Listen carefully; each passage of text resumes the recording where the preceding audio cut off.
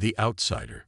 Maya Chen stood at the docking bay window, watching as the transport ship that had brought her pulled away from Kepler Station, its engines flaring blue against the black canvas of space.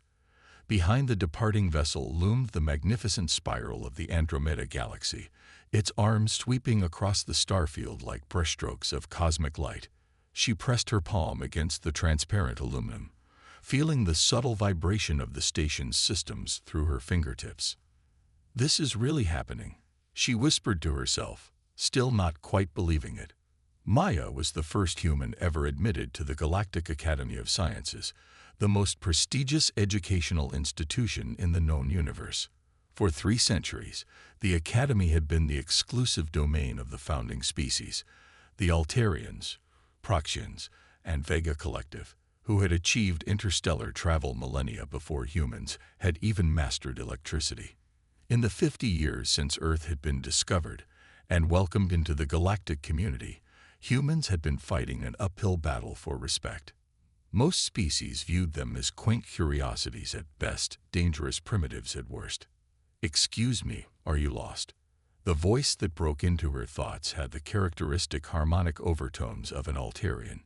Maya turned to find herself facing a tall, willowy alien with iridescent blue skin and large, compound eyes that reflected her own face back at her in dozens of tiny mirrors. "No, I'm not lost. I'm a new student." Maya tried to keep her voice steady, extending her hand in the human gesture of greeting before remembering that Altarians considered physical contact with strangers taboo. She quickly withdrew her hand, feeling her cheeks warm with embarrassment. The Altarian's eyes adjusted, the facets realigning to form what Maya recognized as an expression of surprise. "A human? At the Academy?" The disbelief in the alien's voice was unmistakable. "Yes.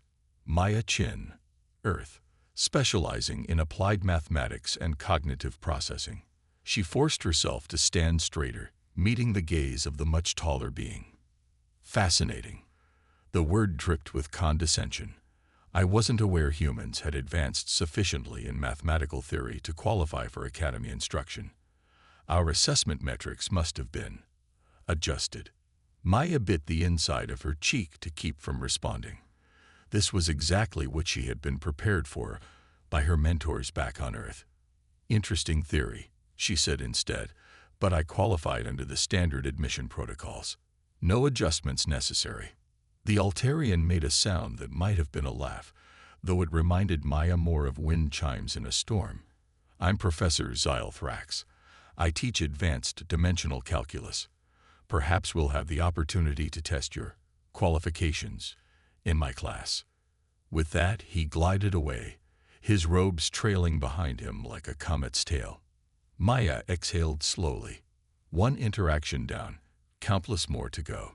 She hefted her single bag, pitifully small compared to the mountains of luggage she'd seen other new students arrive with, and made her way toward the orientation hub. The station was a marvel of engineering, a sprawling complex of interconnected domes and spires that housed over 10,000 students and faculty from nearly 50 different species. The main concourse soared overhead, its transparent ceiling revealing the distant stars and the blue-green limb of Kepler 22 bits, the life-bearing world the station orbited. Maya had memorized the station schematics before leaving Earth, but the reality of its size and complexity was overwhelming. She followed the holographic guidance symbols floating at eye level, directing her to the dormitory sector where new students were being processed. All around her, aliens of various shapes, sizes, and configurations moved with purpose. Some floated on anti-gravity platforms, others walked on multiple limbs, and a few seemed to flow rather than walk, their amorphous bodies rippling across the polished floor. None of them were human. Maya felt the isolation acutely, a physical ache in her chest. At the dormitory assignment terminal, Maya was greeted by a holographic interface that adapted its appearance to match her species, a small courtesy that surprised her. "Maya Chen, Earth," she stated clearly, knowing the system would recognize her voice print. "Identity confirmed." The interface responded in perfectly accented English. "You have been assigned to Dormitory Nexus 7. Level 3, Suite 42. Your roommate is Selena Kurveric of the Proxima Centauri Collective. Maya's heart sank slightly. The Proxians were known for their aloofness and rigid adherence to hierarchy. Having one as a roommate would be challenging. The interface continued. Please note that your schedule has been optimized for your species' circadian rhythm, with allowances made for your biology's oxygen requirements and nutritional needs. Thank you, Maya said, appreciating the accommodations even as she resented the implication that she was somehow defective by the station's standards. A final note. You have been registered for the standard first-year curriculum with one exception. The Admissions Council has added a preliminary assessment course to your schedule, Comparative Cognitive Processing, Module Alpha. Maya frowned. That's not a standard course. What is it? The interface flickered momentarily. It is a specialized assessment designed for species with unique neurological structures. You mean it's a test to see if humans are smart enough to be here? Maya translated, unable to keep the edge from her voice. I am not programmed to interpret curriculum decisions. The interface replied smoothly. Will you accept your assignments? Maya sighed. Yes, I accept. The interface dissolved, leaving Maya holding a small crystalline rod that would serve as her key and ID during her time at the academy. She slipped it into her pocket and made her way toward Nexus 7. The dormitory was a hexagonal structure with rooms arranged around a central common area. As Maya entered, several students looked up from their various activities. Conversations paused. Multiple sets of eyes, some with pupils, some without, all turned to stare at her. A vegan, its translucent body glowing faintly from internal bioluminescence, leaned toward its companion and whispered something that caused both of them to emit the high-pitched trill that passed for laughter among their kind. Maya kept her expression neutral and walked directly to the lift that would take her to Level 3. She had expected this, prepared for it. Still, theory and reality were very different things. Suite 42 was, fortunately, empty when she arrived. The room was divided into two distinct living spaces, each clearly modified to accommodate the biological needs of its occupant. On one side, the lighting was tinged red, the furniture designed for a body structure very different from human, and the air slightly thicker with added argon. Maya's side was standard Earth normal, with a simple bed, desk, and storage unit. She placed her bag on the bed and began unpacking the few personal items she had brought. Photos of her family, a small jade figurine that had belonged to her grandmother, and several actual paper books, rarities even on Earth in this digital age. What primitive objects? Came a melodic voice from the doorway. Maya turned to find a Proxian watching her. Selena Kurveric was tall and elegant, her skin a pale lavender with geometric patterns of darker purple that shifted slightly as she moved. Her four eyes, arranged in a diamond pattern on her face, blinked in sequence as she studied Maya. They're books, Maya explained, holding one up. We still use them on Earth. I know what they are, Selena replied, her voice neither friendly nor hostile, simply factual. My species abandoned physical information storage 10,000 years ago. I find it curious that yours still clings to such inefficient methods. There's something special about holding knowledge in your hands, Maya said, running her fingers over the embossed cover of her favorite mathematics text. It changes how you relate to the information. Selena made a gesture that Maya couldn't interpret. Fascinating perspective. Primitive, but fascinating. She glided into the room, moving to her side of the space with fluid grace.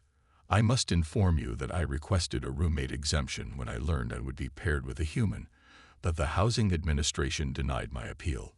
They believe cross-species cohabitation fosters improved intergalactic relations. I'm sorry to disappoint you, Maya said, trying to keep her tone light despite the sting of rejection. But I promise I don't bite. Well, not unless provoked. The attempt at humor fell flat. Selena merely blinked her lower set of eyes. A gesture Maya would later learn indicated mild confusion. Your personal hygiene facilities are through that portal. Selena pointed to a small door. The environmental settings have been calibrated for your species' preferences.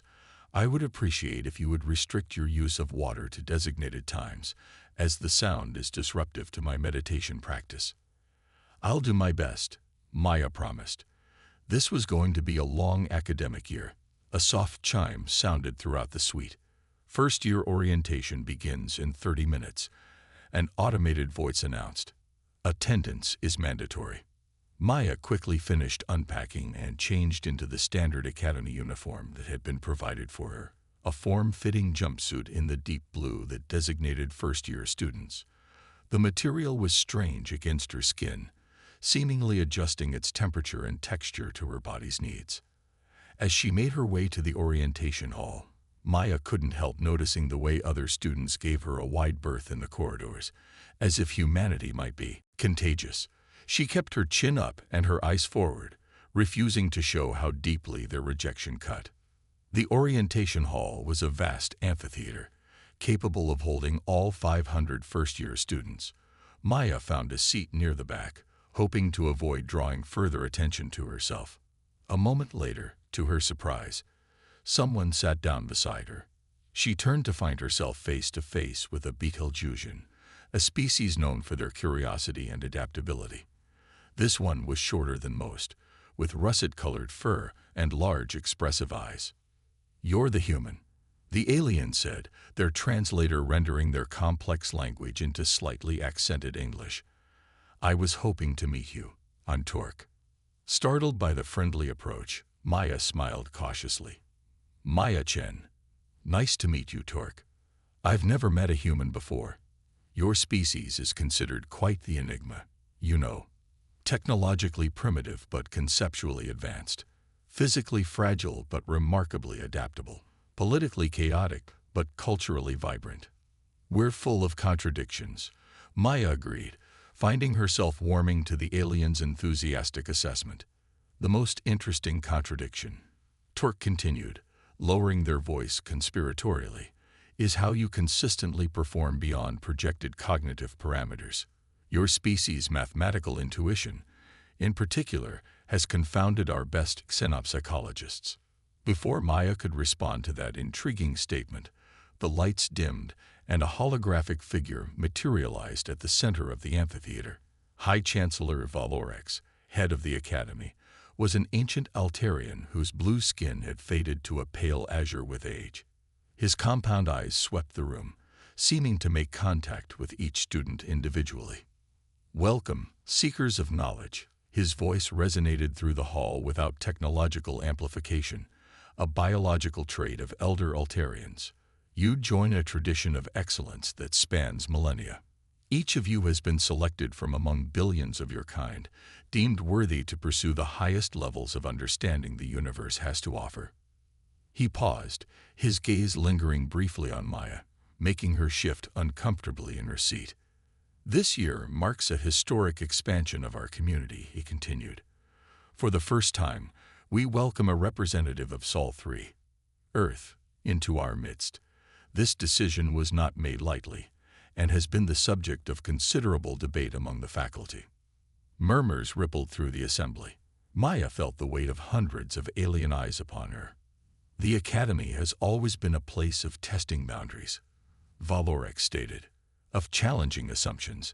The inclusion of new species in our community is how we grow, how we expand our collective understanding of the universe. However, inclusion must be earned, not granted. Excellence is our only standard." He spread his 4 arms in a gesture that embraced the entire assembly. "To that end, I remind all of you that the Stellar Logic Assessment will be held at the conclusion of the academic year. This evaluation has stood as the ultimate test of cognitive ability for over 7 centuries. No first-year student has ever achieved a passing score." A tense silence fell over the room. Even Torque seemed subdued by the mention of this assessment. "What's the Stellar Logic Assessment?" Maya whispered to her newfound acquaintance. Torque's fur bristled slightly. "Only the most impossible test ever devised. They say it was designed by the ancient ones before they transcended physical form. It's supposed to be unsolvable, a lesson in intellectual humility for the brightest minds in the galaxy." If it's unsolvable, what's the point of taking it? Maya asked. Because attempting it is a rite of passage. The further you get, the more prestige you earn, even in failure. Some of our greatest thinkers have been broken by it, spending the rest of their careers trying to solve what they glimpsed during the assessment. Chancellor Valorex continued his address, outlining the expectations and opportunities that awaited them. But Maya was only half listening now. Her mind was caught on the idea of the unsolvable test, the challenge that had humbled the most brilliant alien minds for centuries. A strange, almost reckless thought began to form in her mind. What if the test wasn't actually unsolvable? What if it just required a different kind of thinking? A human kind of thinking. As orientation concluded and students began filing out of the amphitheater, Professor Zilthrax intercepted Maya in the corridor. "Miss Chen," he said, his harmonic voice carrying a note of something Maya couldn't quite identify. "I've been reviewing your admission records. Quite unusual circumstances that brought you to us." "I qualified under standard protocols," Maya repeated firmly. "Yes, technically correct, but your inclusion has raised concerns among some faculty members. Concerns that human cognitive architecture may be incompatible with advanced galactic scientific principles." Maya felt her temper rising, but kept her voice level. "With respect, Professor, I'm here to learn, not to prove the worth of my entire species." "Admirable sentiment," he replied, "but ultimately irrelevant. You will, in fact, be proving the worth of your species, whether that is your intention or not. Your performance will determine whether the Academy opens its doors to more humans or closes them permanently." He handed her a crystalline data tablet. "Your assessment course begins tomorrow. I strongly suggest you prepare thoroughly." As he glided away, Maya looked down at the tablet. The screen displayed a single piece of information: the historical failure rate of the Comparative Cognitive Processing Assessment, 100%. The challenge. The Comparative Cognitive Processing Lab was located in the oldest section of Kepler Station, its entrance marked by an archway of polished obsidian that seemed to absorb light rather than reflect it. Maya stood before it, data tablet clutched in one hand, trying to calm her racing heart. Still planning to go through with it, Maya turned to find Torque beside her, the Betelgeuse's russet fur catching the blue-tinted light of the corridor. In the week since orientation, Torque had become Maya's only friend at the Academy, a curious ally in a sea of indifference and hostility. "Do I have a choice?" Maya asked, gesturing at the tablet that had been counting down the minutes to her scheduled assessment. "Everyone has choices," Torque said, their large eyes blinking thoughtfully. "You could refuse, appeal to Earth's diplomatic mission, claim species discrimination." Maya shook her head. "And confirm every prejudice they have about humans. No thanks. I'm going in there, and I'm going to pass this test." "No one passes the assessment on the first try," Torque said gently. "The best you can hope for is to not completely fail, to show enough potential that they let you continue with regular classes." "Well, then I'll be the first," Maya replied with more confidence than she felt. She straightened her uniform and squared her shoulders. "Wish me luck." Torque made a complex gesture with their six-fingered hands, a Betelgeusean blessing. "May your neurons fire in optimal patterns." Maya laughed, the tension breaking slightly. "Thanks, I think." Taking a deep breath, she stepped through the archway. The door sealed behind her with a soft hiss, cutting off the comforting presence of her alien friend. The assessment chamber was a perfect sphere, its walls a seamless expanse of what appeared to be the same light-absorbing material as the archway. No visible technology, no furniture, not even a clear indication of where the floor ended and the walls began. The only illumination came from a soft, ambient glow that seemed to emanate from everywhere and nowhere at once. "Maya Chen, Earth," came a voice from all around her. Unlike the pleasant, accommodating interfaces she'd encountered elsewhere on the station, this one was flat and neutral, devoid of any attempt to sound human. "You will now undergo the Comparative Cognitive Processing Assessment. Please indicate your readiness." "I'm ready," Maya said, her voice steady despite her nerves. "Cataloging baseline neural patterns," the voice stated. Maya felt a strange tingling at the base of her skull. Not unpleasant, but distinctly alien. She resisted the urge to reach up and touch the spot. Baseline established. Beginning primary assessment phase. The air in front of Maya shimmered, and a three-dimensional projection materialized. It was a complex structure of interlocking shapes, symbols, and lines, constantly shifting and rotating. At first glance, it resembled a mathematical equation, but as she studied it, she realized it was far more complex, a representation of a problem in multiple dimensions. "Identify the fundamental pattern," the voice instructed. Maya focused on the swirling, morphing structure before her. The symbols were alien, but mathematics had always been her language, a universal constant even among the stars. She began to see relationships, correlations, the way certain elements transformed in response to others. "It's a spiral progression," she said after several minutes of intense concentration. "A self-referential sequence that expands according to the golden ratio, but in 4 dimensions rather than 2. There was a pause, longer than Maya expected. "Partial pattern recognition achieved," the voice finally stated, with what Maya almost thought was a note of surprise. Proceeding to secondary assessment phase. The projection changed, becoming even more complex, with symbols cascading into one another in dizzying arrays. This time, Maya recognized elements from 5 different mathematical systems she had studied, but arranged in ways she had never seen before. "Extrapolate the governing principles and predict the next 3 structural shifts," the voice commanded. Maya closed her eyes briefly, letting her mind process what she had observed. When she opened them, she began to speak, slowly at first, then with growing confidence as the patterns clarified in her mind. For 2 hours, the assessment continued, each problem more complex than the last. Some were purely mathematical, others involved spatial reasoning, pattern recognition, or logical inference. Throughout it all, Maya felt as if her mind was being stretched to its limits, and perhaps beyond. By the time the voice announced, "Final assessment phase initiating," Maya was mentally exhausted but still determinedly focused. The projection before her shifted one final time, forming what appeared to be a hyperdimensional matrix of staggering complexity. Symbols and structures moved in patterns that seemed random at first glance, but hinted at a profound underlying order. "This is the Viridian conundrum," the voice informed her. "It has never been solved by any first-year student. You have 30 minutes to identify the fundamental contradiction within the system and propose a resolution." Maya stared at the matrix, momentarily overwhelmed. The Viridian conundrum was infamous even on Earth, an unsolvable problem that had allegedly driven some of the greatest alien mathematicians to madness.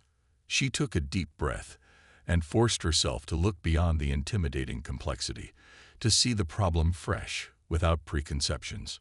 Gradually, patterns began to emerge from the chaos. Relationships, symmetries, transformations that followed rules she could barely perceive but instinctively understood. 20 minutes into her allotted time, Maya had a revelation. The problem wasn't unsolvable, it was misunderstood. The perceived contradiction wasn't a flaw in the system. It was a necessary feature, a point where linear logic had to give way to a different kind of thinking. "The contradiction is intentional," she said, her voice ringing with certainty in the spherical chamber. "It's not a flaw to be resolved, but a pivot point where the system transforms. The matrix isn't failing, it's evolving." She went on to explain her reasoning, describing how the apparent contradiction created a bridge between different logical frameworks, allowing for a higher-order solution that transcended the limits of conventional mathematics. When she finished, the chamber was silent for a long moment. "Assessment complete," the voice finally announced, giving no indication whether her answer had been correct or not. "You may exit." The seamless wall before her parted, revealing the corridor where she had entered. Maya stepped through, legs slightly unsteady from standing in one position for so long, mind still racing with the problems she had confronted. To her surprise, a small group waited outside. Torque was there, practically vibrating with curiosity. Beside them stood Professor Zilthrax, his compound eyes unreadable, and two other faculty members Maya didn't recognize, a vegan and a being of a species she had never seen before, its body a swirling mist contained within a transparent exoskeleton. "How long was I in there?" Maya asked, noticing the changed quality of light in the corridor. 7 hours, Torque replied with concern. "Most assessments last 3 at most." Professor Zilthrax stepped forward, his crystalline data tablet glinting in his slender hands. "Most unusual," he said, his harmonic voice revealing nothing of his thoughts. "Most unusual indeed." "Did I pass?" Maya asked directly, too tired for diplomacy. The vegan professor floated closer, its bioluminescent body pulsing with what might have been agitation. "The assessment does not yield simple pass/fail metrics," it said, its voice a soothing wave of sound. "It provides a multidimensional profile of cognitive capability across various domains. Preliminary results indicate atypical processing methods," added the misty professor, its voice emanating from somewhere within its swirling form.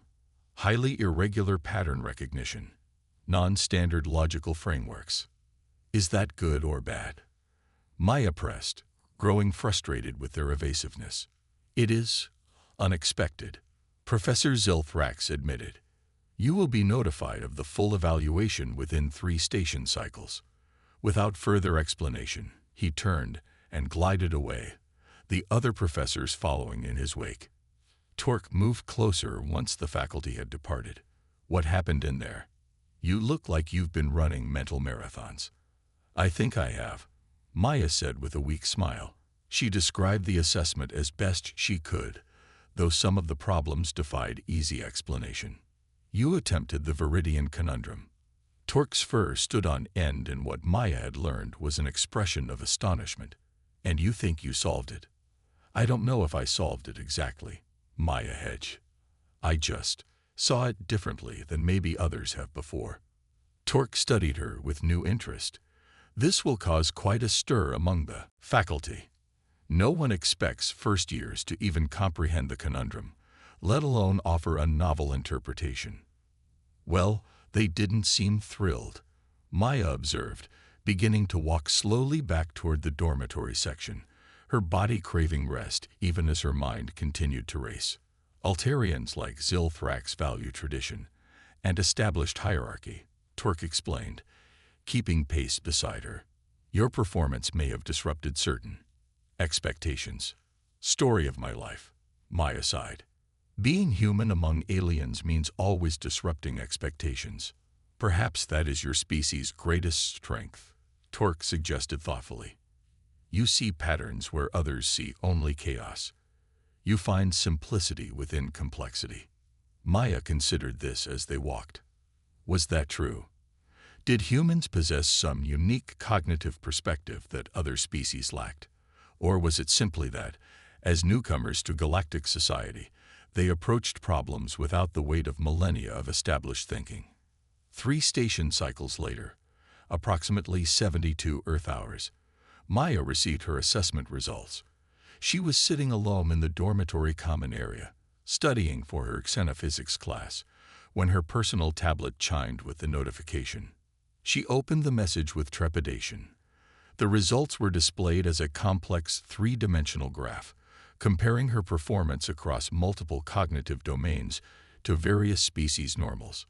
In most areas, her results clustered near or slightly below the Academy average, respectable but not extraordinary. But in 3 specific domains, intuitive pattern recognition, cross-contextual integration, and paradox resolution, her results soared far above not just the average, but above the highest recorded scores for first-year students of any species. At the bottom of the graph was a simple statement. Student Chen, Maya, Earth, is cleared for standard curriculum, with recommendation for advanced placement in theoretical mathematics and cognitive sciences. Note: student displays unprecedented approach to Viridian conundrum. Further investigation warranted. Maya stared at the results, a mix of relief and pride washing over her. She had passed, more than passed. She had excelled in ways that had apparently surprised the academy itself. As she sat absorbing this news, the dormitory entrance slid open, and a group of students entered, deep in animated conversation. Maya recognized several from her spatial geometry class, including Selena, her Proxian roommate. "It's preposterous," one was saying, a tall vegan whose name Maya couldn't recall. "How could a primitive species possibly?" The group fell silent as they noticed Maya. An awkward moment passed before Selena spoke, her four eyes blinking in their distinctive pattern. "We have heard about your assessment results," the Proxian said, her voice neutral but with an undercurrent of something Maya couldn't quite identify. "They are unexpected." "Thank you," Maya replied, unsure if it was meant as a compliment. "The faculty is quite disturbed," added another student, a reptilian draconid whose scales shifted color with his emotions, currently a mottled orange that Maya had learned indicated suspicion. "Professor Zilthrax has called for a review of the assessment protocols. He believes there must have been an error." Maya felt her cheeks flush with anger. Of course, because a human couldn't possibly perform well unless the test was flawed, right? "The assessment has been stable for 7 centuries. The draconid countered. "It is designed to measure cognitive capacity across all known sentient species. The probability of a newly spacefaring species achieving unprecedented results is statistically negligible." "Unless," Selena interjected, her voice thoughtful, "the assessment itself contains inherent biases that we have failed to recognize due to our own cognitive limitations." The group turned to stare at the Proxian in surprise. Maya, too, was taken aback by what sounded suspiciously like support from her previously distant roommate. "What are you suggesting?" the vegan demanded. "Merely that we should consider all possibilities," Selena replied calmly, "including the possibility that human cognition operates along parameters we have not fully mapped." The debate might have continued, but it was interrupted by a station-wide announcement. "Attention all students and faculty. The Stellar Logic Assessment will be held in 30 days. First-year students wishing to attempt this prestigious evaluation must register within the next 7 cycles. As a reminder, while no first-year student has ever passed the assessment, participation is considered a mark of exceptional ambition and intellectual courage." A hush fell over the common room. The Stellar Logic Assessment, the legendary Unsolvable test that Chancellor Valorex had mentioned during orientation. Maya recalled Torque's description of it as the most impossible test ever devised. He turned to Maya, his reptilian mouth forming what passed for a smile among his kind. "What do you say, Earth student? Care to try the truly impossible?" Maya knew she was being baited, knew that the draconid was setting her up for a public and humiliating failure. The rational response would be to decline gracefully, to focus on her regular studies and prove herself over time, rather than through a single impossible challenge. But something in her rebelled at the thought of backing down. The same stubborn determination that had driven her to apply to the academy in the first place, to leave Earth and everything familiar behind, now pushed her toward what was almost certainly a reckless decision. "You know what?" she said, meeting the draconid's gaze steadily. "I think I will." A ripple of surprise passed through the group. Even the draconid seemed taken aback by her acceptance of his challenge. "You understand that no first year has ever passed," Selena said, her voice low. "Many have tried. Some of the most brilliant minds in the Academy's history. All have failed." "Then I'll be in good company when I fail too," Maya replied with a smile that belied her inner uncertainty. "But at least I'll have tried." Later that evening, as Maya was registering for the assessment, Torque burst into her room, fur bristling with agitation. "Have you lost your mind?" the Betelgeusian demanded without preamble. "The Stellar Logic Assessment. Even most third years don't attempt it." "Word travels fast," Maya observed, completing her registration with a final tap on her tablet. "Of course it does. You're the talk of the entire academy. The human who aced the cognitive assessment and now thinks she can conquer the unconquerable. Maya set her tablet aside and turned to face her friend. I know it's probably foolish, but I'm tired of being underestimated, Torque. Tired of being the curiosity, the primitive, the unlikely exception. If I'm going to fail, I want to fail on the biggest stage possible, giving it everything I've got. Torque's fur gradually settled as they considered Maya's words. Your species has a peculiar relationship with failure, they observed.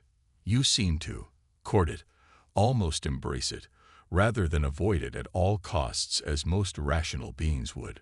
We have a saying on Earth, better to try and fail than never to try at all. Fascinating, Torque mused. Among my people, failure is seen as evidence of insufficient preparation. We have a saying too, only fools leap before measuring the distance.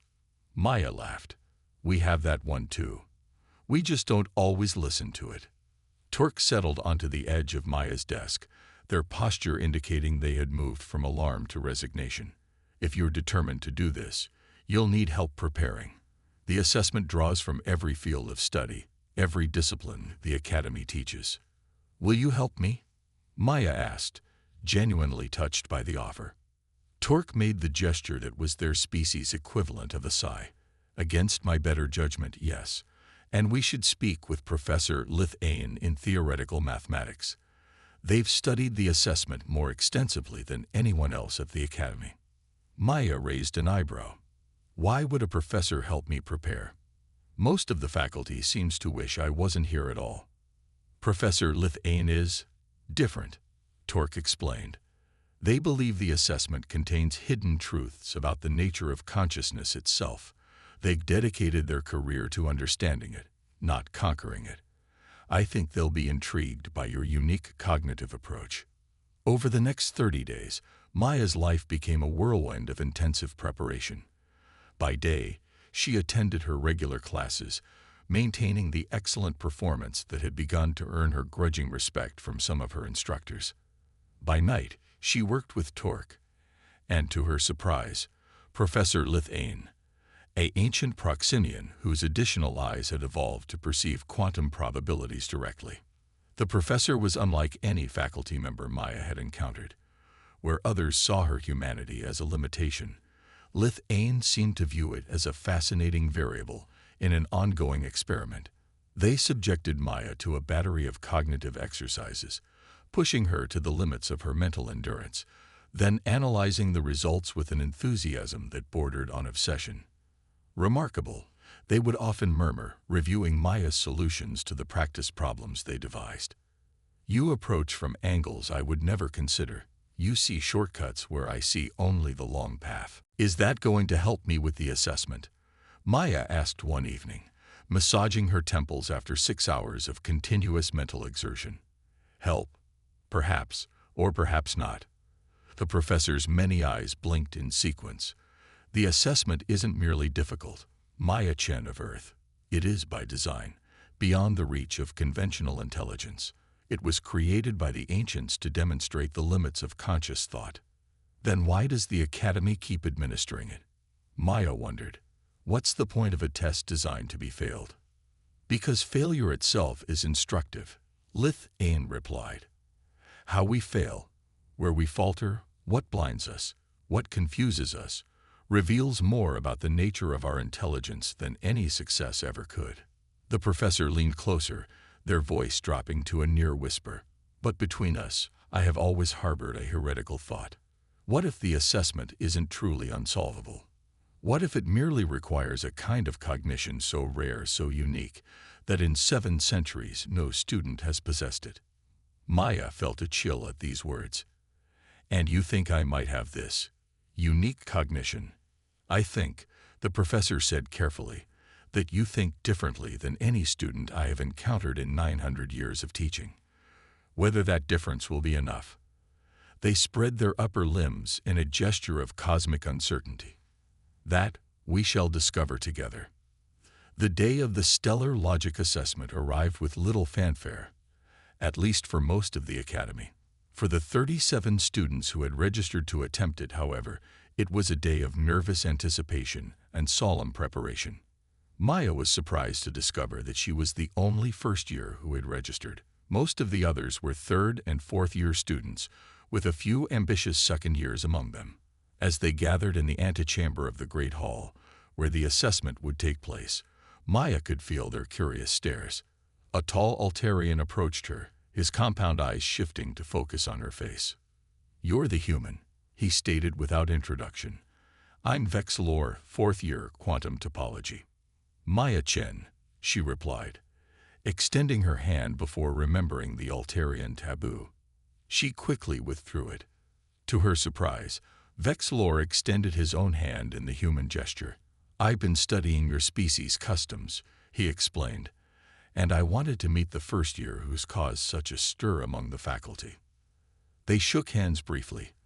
The Altarian's cool, smooth skin an interesting contrast to the warmth of her own. "Is it true you proposed a novel solution to the Viridian conundrum?" he asked, his voice betraying genuine curiosity, rather than the skepticism Maya had come to expect. "I offered a different perspective on it," Maya clarified. "I'm not sure if it counts as a solution." "Perspective is everything," Vexlor said thoughtfully, "especially with the assessment we're about to face." He gestured toward the sealed doors of the Great Hall. "They say it was designed to be unsolvable, but I've always wondered if that's true, or if it's simply that we've all been taught to approach it the same way." Before Maya could respond, a chime sounded, and the massive doors began to slide open, revealing the Great Hall beyond, and the challenge that awaited them all.